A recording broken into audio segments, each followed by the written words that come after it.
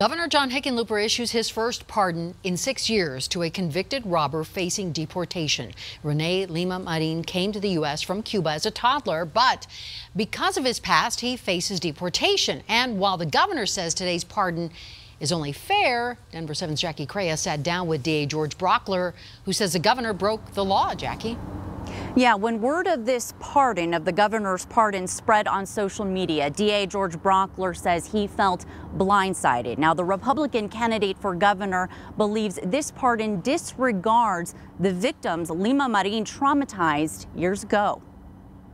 That it took them 2 years to be able to sleep again, that they are still haunted by the trauma of these events. It's the reality for the victims of these two men convicted of violent crimes more than 15 years ago. District Attorney George Brockler says he should have had the chance to tell them that Rene Lima-Marin might go free. He says it's also the law. They're going to find out through social media.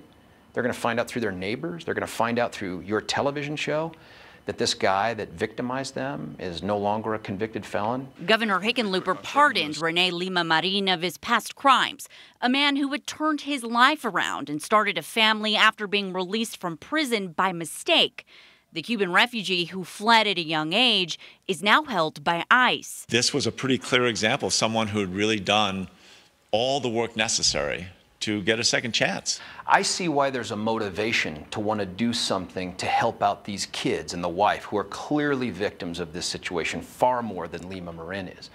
But those things don't justify doing an end run around state and federal law. Brockler says there's a line of people more deserving of a pardon that Hickenlooper skipped over to help this one man. What authority do you have to do that?